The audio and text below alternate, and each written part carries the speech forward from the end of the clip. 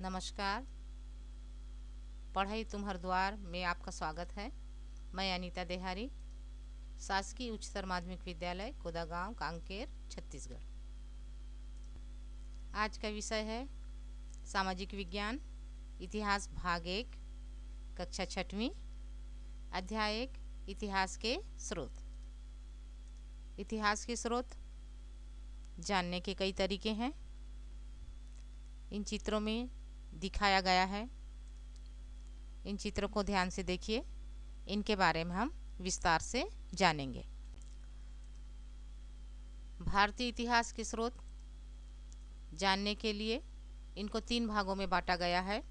पहला है पुरातात्विक स्रोत, दूसरा साहित्यिक स्रोत और तीसरा है विदेशी यात्रियों का विवरण।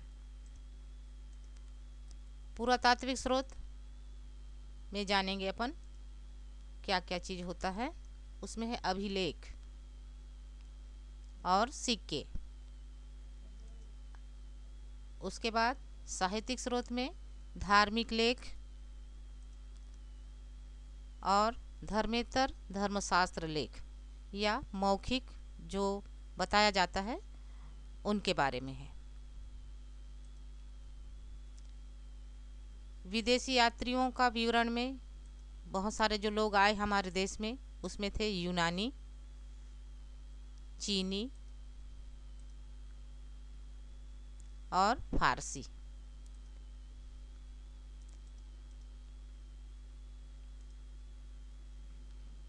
अभिलेख के अंतर्गत गुहालेख, शिलालेख। गुहालेख माने गुफा में जो लिखा गया है उन चीज़ों के बारे में। अगला देखते हैं स्तंभ लेख। ये लकड़ी से, लोहे से, स्तंभ मतलब खंबा। मूर्ति लेख, उस समय जो मूर्ति बनी थी उनके हाव भाव से जो अपन को पता चलता है उसको अपन मूर्ति लेख के नाम से जान सकते हैं। प्रशस्ति लेख, भोजपत्र।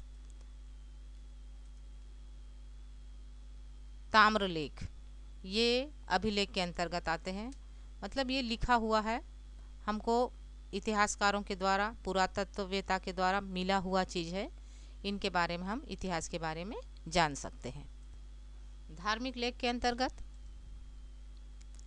वैदिक काल का वर्णन, जैन धर्म के बारे में और बौद्ध धर्म के बारे में अपन जान सकते हैं।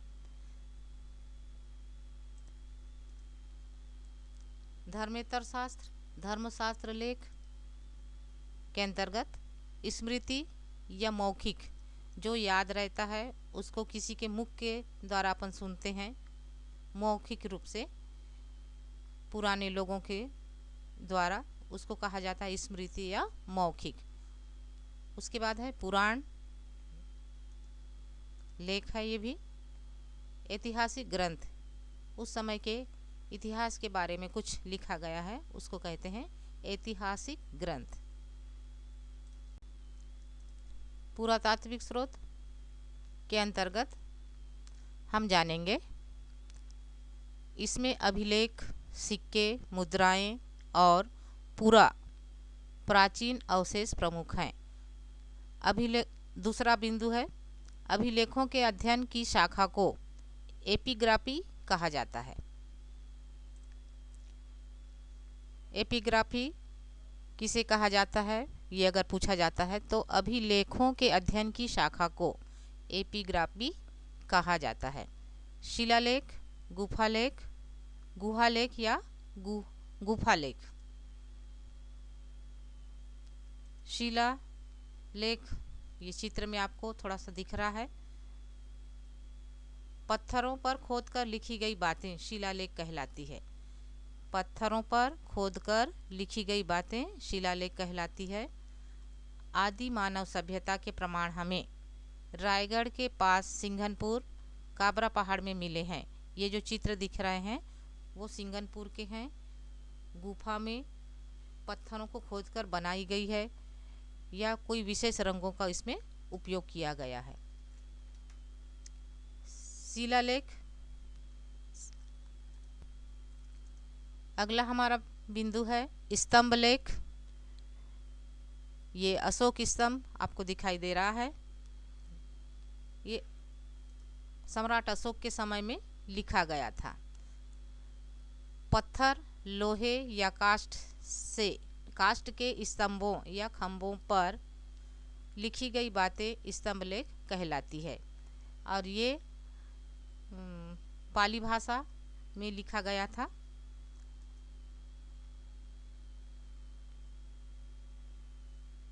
मूर्ति लेख। उस समय की मूर्तियों के जो हाव भाव होते थे, मूर्ति को जो बनाया गया था उसको कहते हैं मूर्ति लेख, जिसमें है दीवारों पत्थरों पर खोदकर बनाई गई मूर्ति जो उस समय के संस्कृति को दर्शाती है, उसे मूर्ति लेख कहते हैं। अगला बिंदु है प्रशस्ति लेख, भोजपत्र, ताड़पत्र।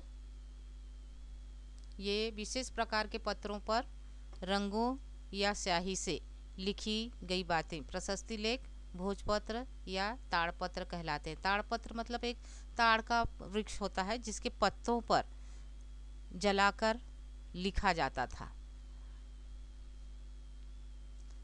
चित्र देखिए।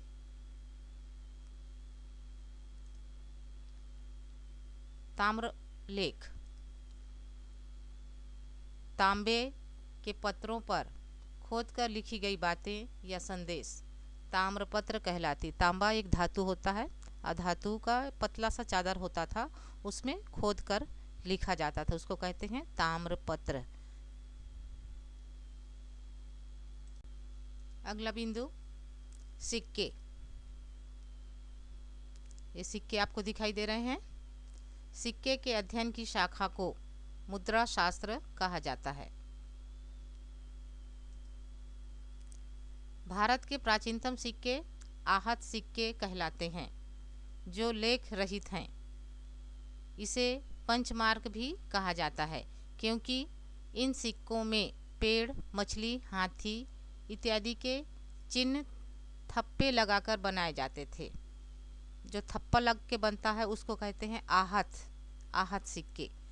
नीचे देखिए पंचमार्क सिक्के मिले हैं। भारत में सर्वप्रथम सिक्के चांदी के प्राप्त हुए हैं और ये प्राचीनतम सिक्के हैं, पुराने सिक्के हैं जिनमें बहुत सारी चित्रों को आप देख सकते हैं।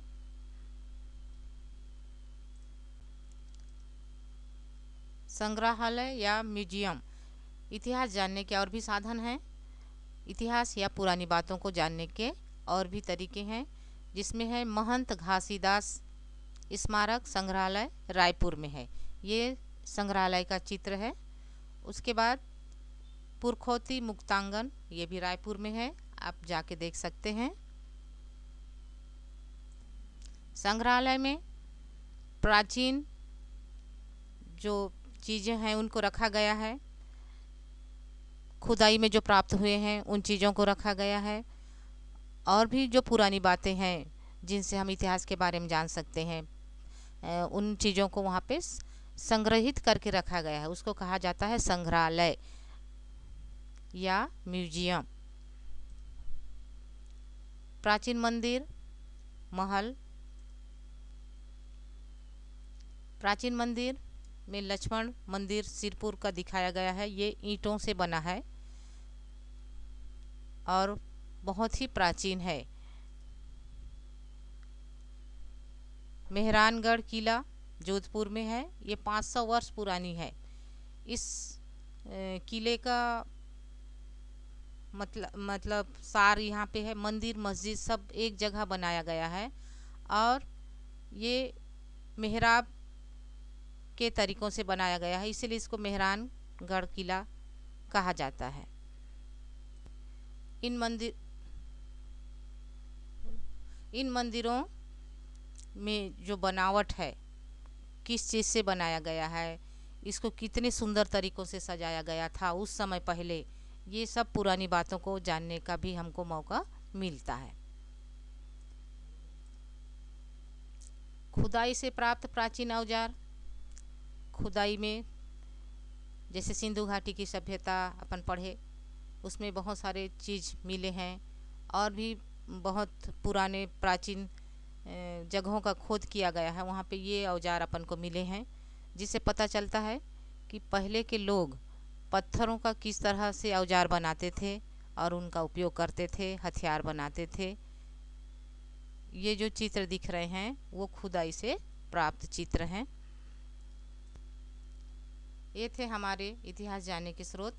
फिर से अपन देखते हैं, अभी तक हम जितना भी देखे, संग्रहालय या म्यूजियम, पुरखोती मुक्तांगन, प्राचीन मंदिर, खुदाई से प्राप्त प्राचीन औजार, सिक्के, स्तंभलेख, शिलालेख, भोजपत्र, ताम्रपत्र, इन सभी चीज़ों से हमको इतिहास जानने के तरीके या जरिए मिलते हैं, जिन्हें हम कहते हैं इतिहास के स्रोत। मतलब इतिहास को जानने के कौन कौन से तरीके हैं, उन चीज़ों को जानने के लिए हम इन चित्रों के माध्यम से, इन संग्रहालय के माध्यम से, इन मंदिरों के माध्यम से, इन हथियारों के माध्यम से इतिहास के बारे में बहुत कुछ जान सकते हैं। धन्यवाद।